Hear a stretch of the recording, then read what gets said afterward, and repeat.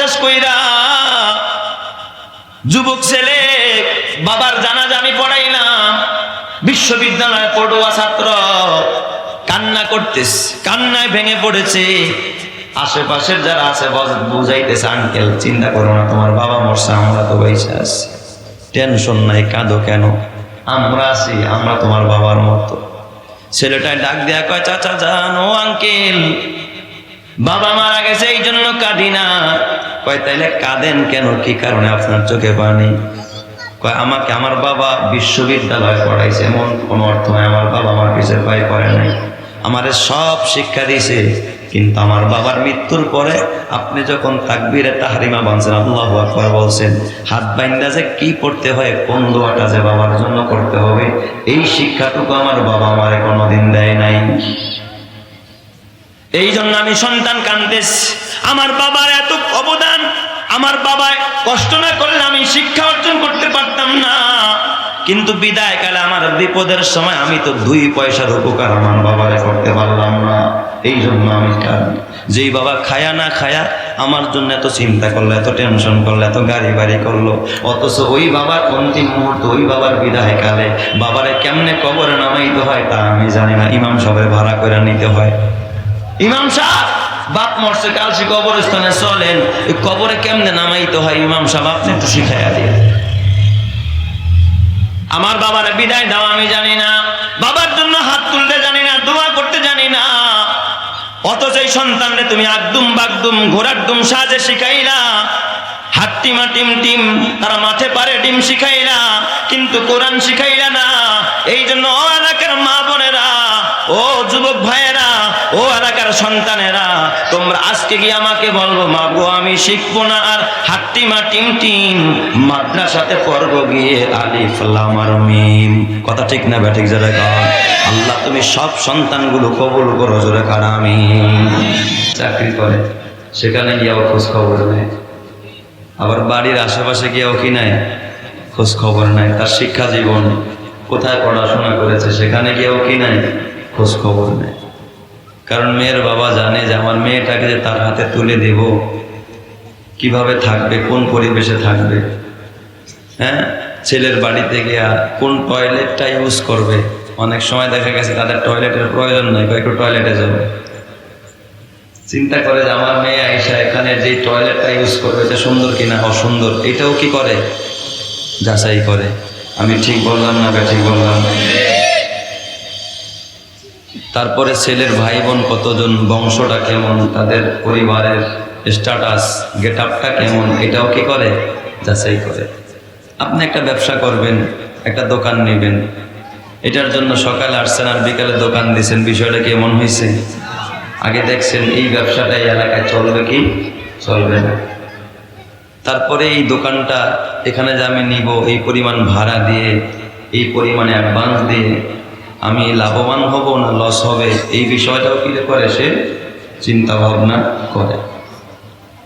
আপনি একটা বাড়ি করবেন, ফর এক্সাম্পল বলছি, এই পীর সাহেব কেবলারা তোমরা আর ওঠাউঠি করবা না, তোমরা বাদাম খাও গিয়া, হ্যাঁ, বাচ্চাদের কাছে বাদাম খাওয়া, এর আরো পরিবেশকে ঘোলাটে করবে, নষ্ট করবে। আল্লাহ, আপনি একটা অ্যাপার্টমেন্ট, একটা বাড়ি করবেন বহুতল ভবনের, বাস সকালে মিস্ত্রি লাগাইছেন আর বিকেলবেলায় বাড়ি হয়ে যায়, নাকি আরো কিছু কাজ আছে? ইঞ্জিনিয়ার আইনা প্রথমে সোয়ার টেস্ট করছেন যে কত ফিট পাইলিং করতে হবে, তাই না? তারপরে ইঞ্জিনিয়ার দিয়ে প্ল্যান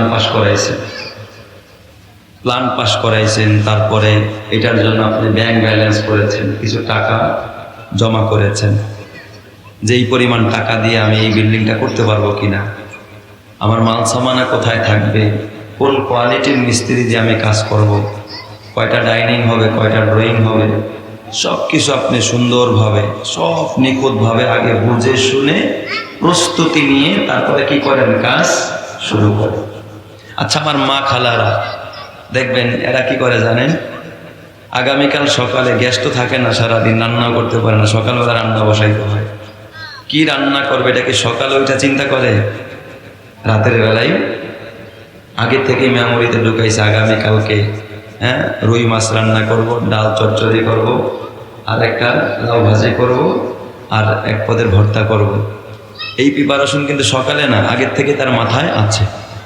আমি যেই জিনিসটা আপনাদেরকে বোঝাইতে চাইলাম সেটা হলো প্রত্যেকটা কাজের আগে থেকে একটা কি থাকে, প্রস্তুতি থাকে, পূর্ব প্রস্তুতি থাকে।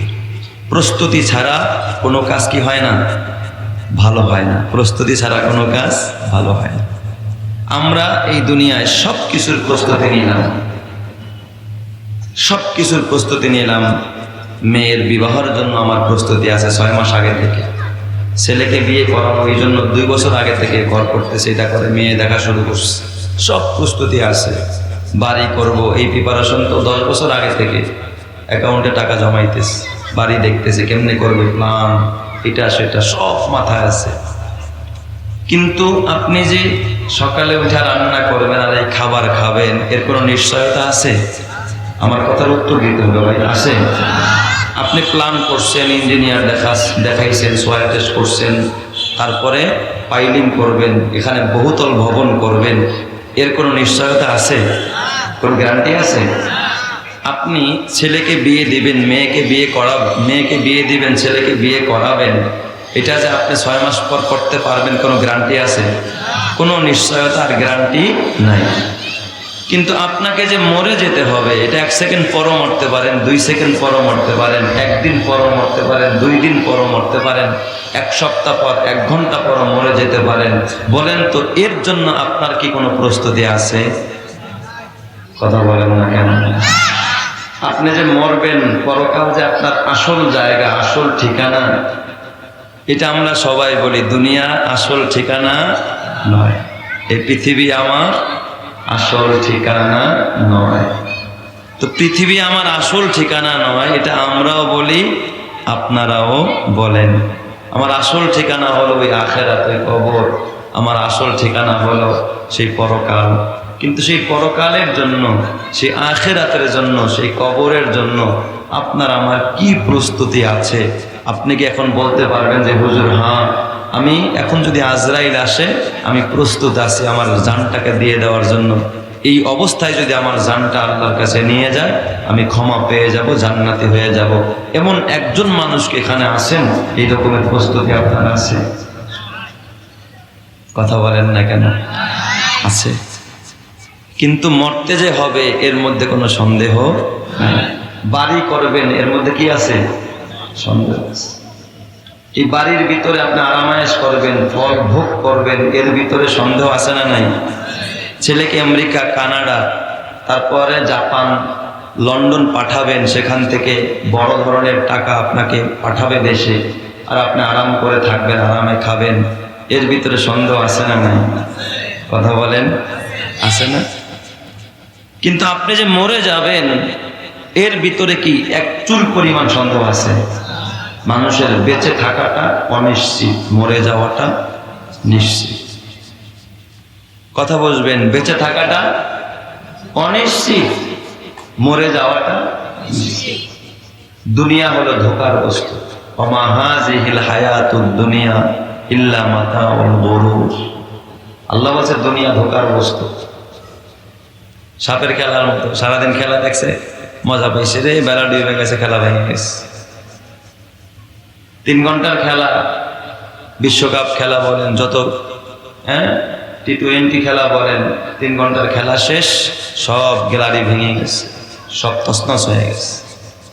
আপনাকে যে একটা হায়াত নামক জিন্দিগি, 60 বছরের একটা জিন্দিগি দিয়ে আল্লাহ প্যাকেজ দিয়ে পাঠাইছে, যখন শেষ হয়ে যাবে দুনিয়ার খেলা কি হবে? সমাপ্তি ঘটবে, আসল খেলা শুরু হবে চক্ষু বন্ধ হওয়ার পরে।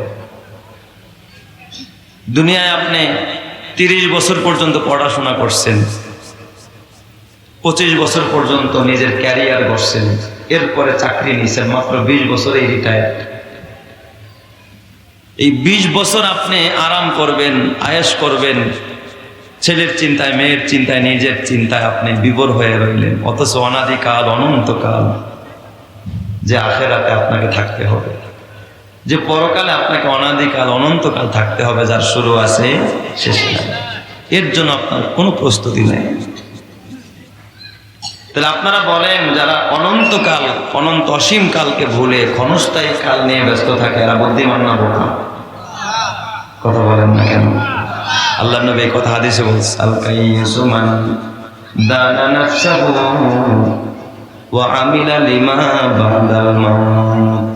নবীজি বলেন, বুদ্ধিমান ওই ব্যক্তি যে নিজের পরিচয় জানে, কোথা থেকে আসলাম, কোথায় যাব, কি করতেছি, কি করা দরকার ছিল আর আমি কি করতেছি, আমার কি দরকার ছিল করার আর আমি করতেছিটা কি।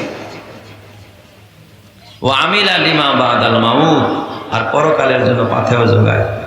কিছু কপাল করে আসে ভাই, দৌড় এই কি পাইছে না, কালী মসজিদে করে থাকে, আবার গাড়ি নিয়ে মসজিদে মসজিদে দৌড়ায়, পাইছে না কি। আমরা এখন অনলাইনের যুগ, ঘরে বৈশা বৈশা আমরা অনলাইনে টাকা কামাই। মোল্লা মনীষীরা সারাদিন মসজিদে করে থাকে, পাইছে না দেখি, এরা যে কি পাইছে তার ধারে কাছে আপনি যাইতে পারেন না।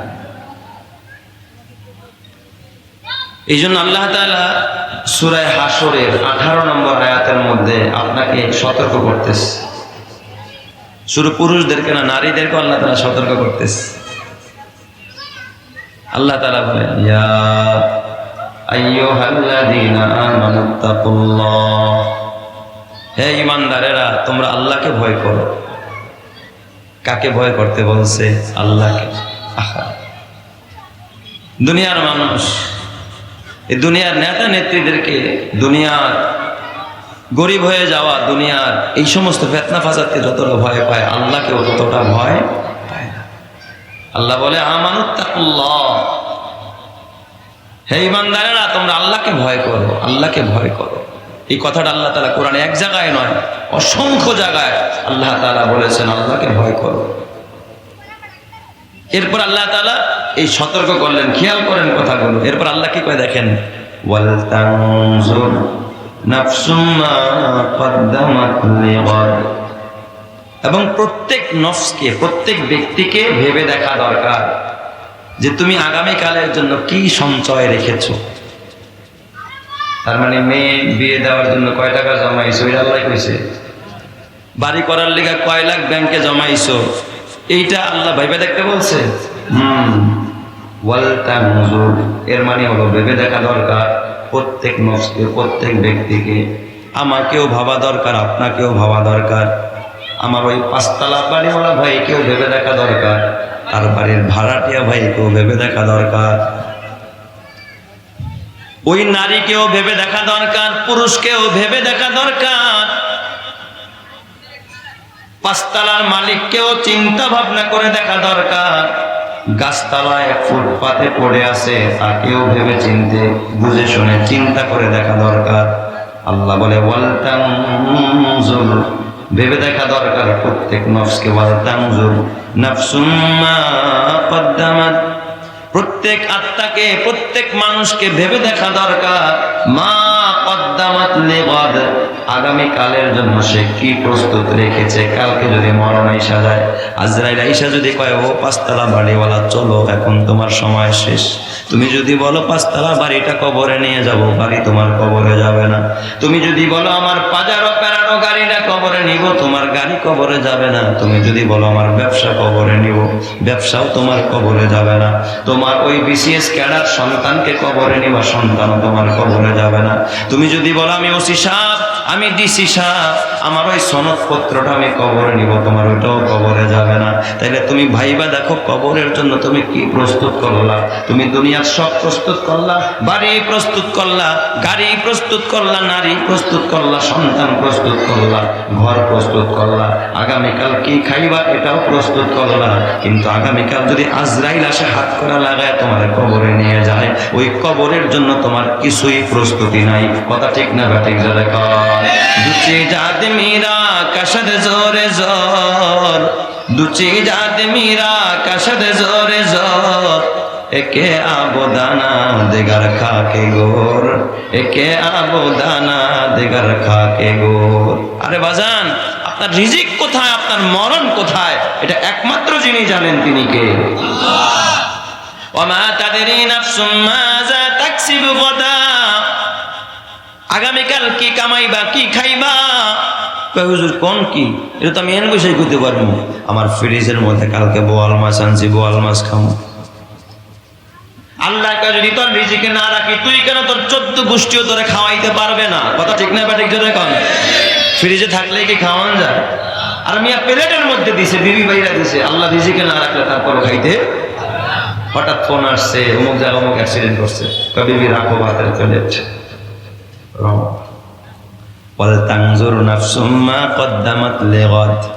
প্রত্যেক নফসকে ভেবে দেখা দরকার, তুমি আগামীকালের জন্য কি প্রস্তুত রেখেছো, কি প্রস্তুত করেছো। আজরাইল যদি আসে, হাত করা যদি লাগায়, আর ওই আখেরাতে যদি তোমাকে নিয়ে যায়, কবরে নিয়ে যায়, তুমি আল্লাহর আদালতে দাঁড়া কি জবাবটা দিবা? তাইলে বলেন তো, আমি এতক্ষণ ভূমিকা দিয়ে যেই জিনিসটা বোঝাইতে চাইলাম, দুনিয়ার ছেলের জন্য প্রস্তুতি নিলাম, মেয়ের জন্য প্রস্তুতি নিলাম, বিবাহের জন্য প্রস্তুতি নিলাম, চাকরির জন্য প্রস্তুতি নিলাম। 20 বছর চাকরি করবেন লিগা 30 বছর মেহনত করছে মিয়া। ও ক্লাস 1 থেকে নিয়ে BCS কমপ্লিট করতে কত বছর মেহনত বলেন। এরপর চাকরি করে আর বাঁচবই কয়েক বছর, 10 বছরই না থাকলে এরপর তো 60-70 হয়ে গেছে, বাস কবরের যায়। 20 বছর পর্যন্ত তুমি পড়াশোনা করলা, এরপরে বিবাহ শাদী সংসার কইরা এই আজে বাজে করে আরো 10-12 বছর 15 বছর শেষ। চাকরি থেকে রিটায়ার করছে, এখন টেনশন হয়েছে, বুড়া হয়ে গেছে, চোখে দেখো না, দাঁতে ব্যথা, কোমরে ব্যথা, হাঁটুতে ব্যথা, নড়তেই পারো না, নামাজও পড়তে পারে। আমার বাবা, ভেবে দেখা দরকার, চিন্তা করা দরকার। ওয়াল তানজুর নাফসুম মা কদ্দামাত লিগাদিন ওয়াত্তাকুল্লাহ ইন্নাল্লাহা খাবীরুম বিমা তা'মালুন। আল্লাহ বলে, বান্দা খবরদার, আল্লাহকে ভয় কর বান্দা, আল্লাহকে ভয় করো। আল্লাহ কিন্তু সব কিছুর খবর রাখে। তুমি যে কি করো, কিসের প্রস্তুতি নাও, এটা যিনি জানেন তিনি কে? আপনি যে কিসের প্রস্তুতি নিতেছেন, এই খবর আল্লাহর কাছে আছে না? আমাদের সবচেয়ে বেশি প্রস্তুতি আর প্রিপারেশন হলো আমাদের সন্তান নিয়ে আর আমাদের মাল নিয়ে। এতে আপনারা একমত না দ্বিমত? আমাদের সারাদিনের ব্যস্ততা, হয়তো মাল নয়তো সন্তান, হয়তো মাল নয়তো সন্তান। মাল কামানোর জন্য বাবা হারামও কামায়, বাম হাত দিয়েও কামায়। কিসের জন্য? মালের জন্য। মাল দিয়া কি করবা? কয় সন্তানের জন্য একটা বাড়ি করবো, ছেলে মেয়েদের জন্য একটা ফ্ল্যাট কিনে যাবো। এটা হলো বাবার চিন্তা, বাবার পেরেশানি, বাবার প্রস্তুতি।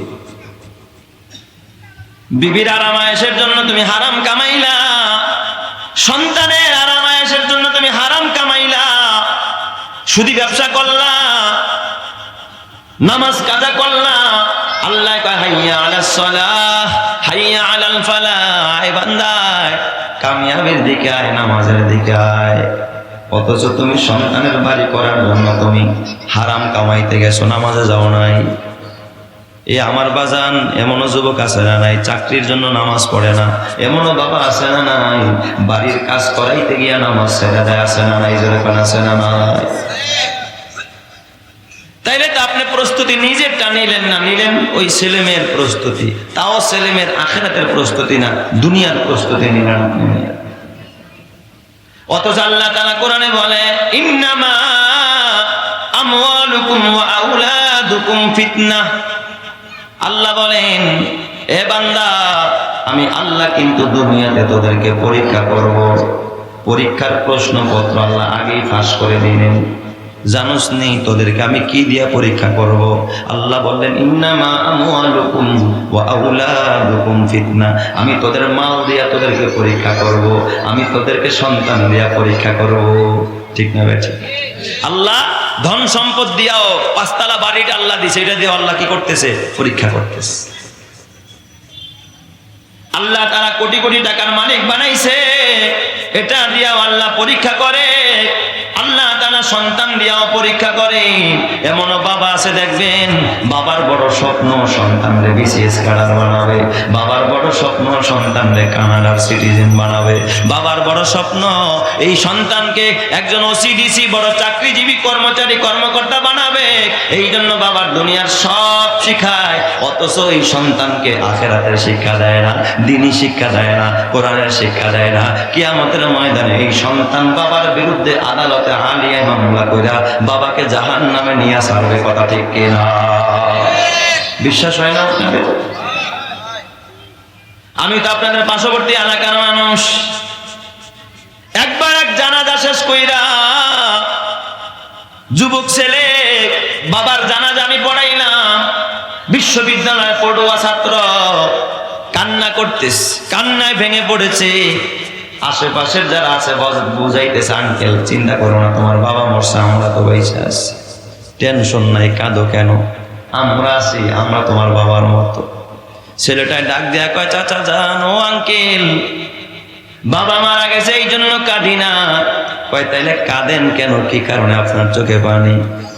কয় আমাকে আমার বাবা বিশ্ববিদ্যালয়ে পড়াইছে, এমন কোনো অর্থ নয় আমার বাবা আমার পিছের পায়ে পড়ে নাই, আমারে সব শিক্ষা দিয়েছে, কিন্তু আমার বাবার মৃত্যুর পরে আপনি যখন তাকবীরে তাহরিমা বানছেন, আল্লাহু আকবার বলছেন, হাত বাইন্দা যে কি পড়তে হয়, কোন দোয়াটা যে বাবার জন্য করতে হবে, এই শিক্ষাটুকু আমার বাবা আমারে কোনোদিন দেয় নাই।